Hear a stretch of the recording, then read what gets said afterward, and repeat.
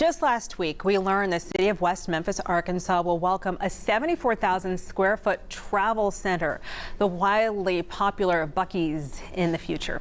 It's just one of the many developments in the works for our neighbors just across the mighty Mississippi River. To talk about that and much more, we are joined now by West Memphis Mayor Marco McClendon here on the red couch. And I just said, what are you telling all these people? Are you like bewitching people, business owners? Well, yeah, sort of, but first of all, let me say that I'm so happy about this announcement. This is a big win for the community of West Memphis, as well as I hope the people see how hard we are working to bring economic development to our community. Now, what I'm telling is this.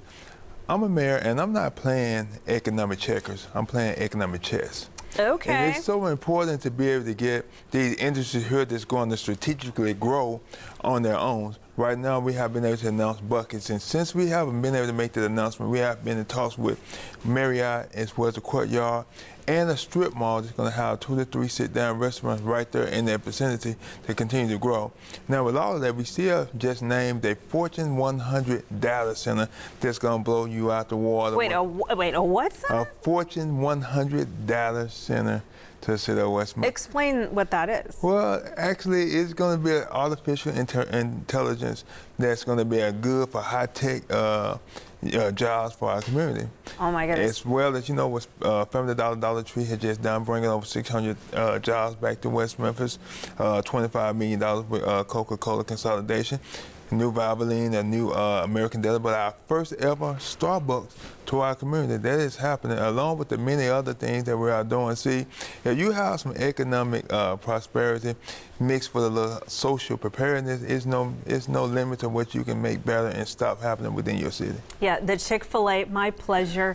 And so wait, all right, walk me through how Buc-ee's happened. I know that, I mean, you're a corridor, right? You're a spot where a lot of semi-truck can pass through. Explain, walk me through that whole Well, first deal. of all, what I say about that is, why not West Memphis? That's the first thing. Here you're a travel center, and you have 85,000 vehicles that's coming through our city every day. 85,000. And I have been looking and saying, what can I do to bring those vehicles off the interstate? Talking with Buc-ee's, been talking with them a good 18 months. We was able to get that done. They understand that they're projecting over 100,000 vehicles going to stop at Buc-ee's a week. So that's going to be definitely great for West Memphis, our tax revenue as well. So working with them, then being able to have the land. And once again, I say, why not West Memphis? You have the traffic, you have every type of distribution, transportation right here in the city of West Memphis, as well as the brisket and the bucket nuggets that hurt as well. Oh, wow, the brisket. So just being able to bring all those things to our community, but we're doing so many other things within our community because we're fixing around the life. Our quality of life pieces is good. We're doing our parks. I got a big announcement coming this Thursday in our largest park within the city, as well as. Ooh, give us a little sneak here. Well, actually, we getting ready to do some turf fields, and we're gonna make sure all that the local tournaments that come here, they will stop and stay here in West Memphis and enjoy West Memphis, and hopefully enjoy Buc-ee's in the future. Oh my, not sports, not the sports. Yeah. Okay, wait a minute. So, all right, I do want to talk about the I-55 bridge replacement. Okay. What does that mean to you? Well, definitely what that means to us is 55 has really been hard on the city of West Memphis in certain areas because when you're going up to 55 bridge and just say if an accident or something happened, you're not able to send public safety to help out, as well as it started on off our Broadway that's coming straight to our city.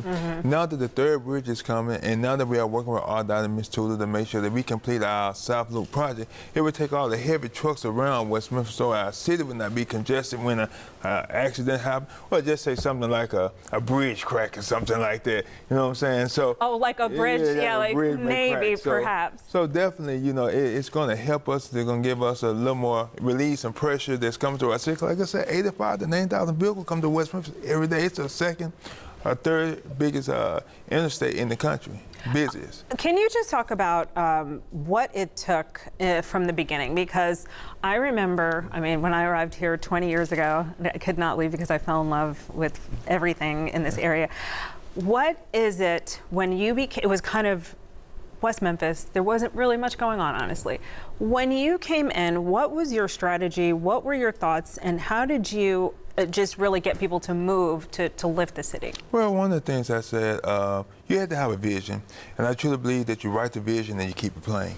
And I came in and started to address the many issues that we have had in West Memphis that has been overlooked for some time. Like At what? one time, West Memphis just was a city just on the other side of the river.